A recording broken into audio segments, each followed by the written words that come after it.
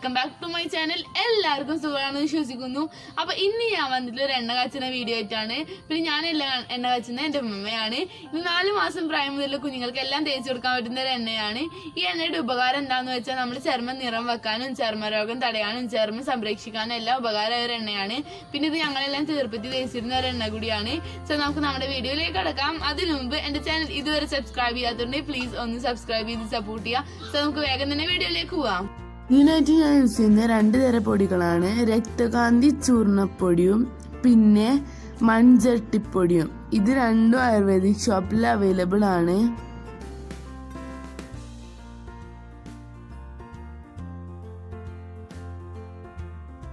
ഇനി അടുത്തതായി നമുക്ക് ആവശ്യം പച്ചമഞ്ഞളാണ്. നന്നായി കഴുകി വൃത്തിയാക്കി വെച്ച പച്ചമഞ്ഞളാണ്.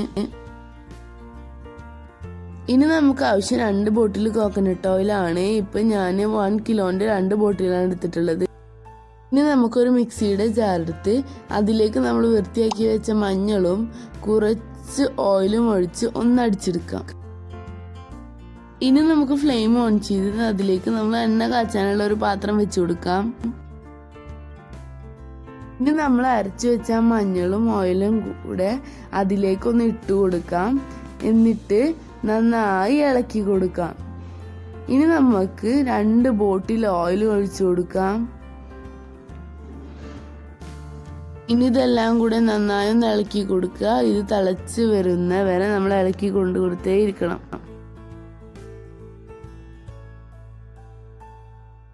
ഇത് ഏകദേശം ഒന്ന് തിളച്ച് വന്നിട്ടുണ്ട്.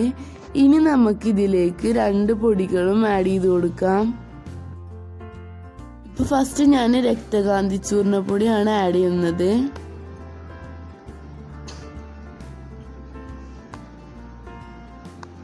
അത് ആഡ് ചെയ്തതിന് ശേഷം നന്നായി ഒന്ന് മിക്സ് ചെയ്ത് കൊടുക്കാം. ഇനി നമുക്ക് അതിലേക്ക് മൺചട്ടിപ്പൊടി ആഡ് ചെയ്ത് കൊടുക്കാം.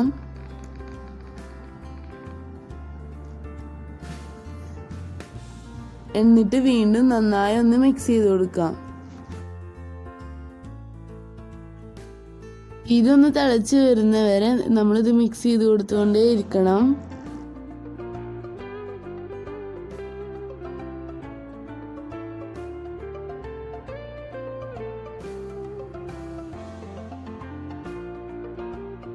ഇപ്പതാ നമ്മുടെ ഓയിലൊന്ന് നന്നായി തിളച്ച് വന്നിട്ടുണ്ട്. ഇനി നമുക്ക് സ്റ്റവ് ഓഫ് ചെയ്ത് ഇതൊരു 10-15 മിനിറ്റ് റെസ്റ്റ് ചെയ്യാൻ വെക്കാം. ഒന്ന് ചൂടാറിക്കഴിഞ്ഞാൽ നമുക്കൊരു ബോട്ടിലോ അതോ ഒരു ടൈറ്റുള്ള കണ്ടെയ്നറിലോ ഒഴിച്ചു വെക്കാം. ഇപ്പം ഞാൻ ഈ ഓയിലെടുത്ത സെയിം ബോട്ടിൽ തന്നെയാണ് ഒഴിച്ചു വെക്കുന്നത്.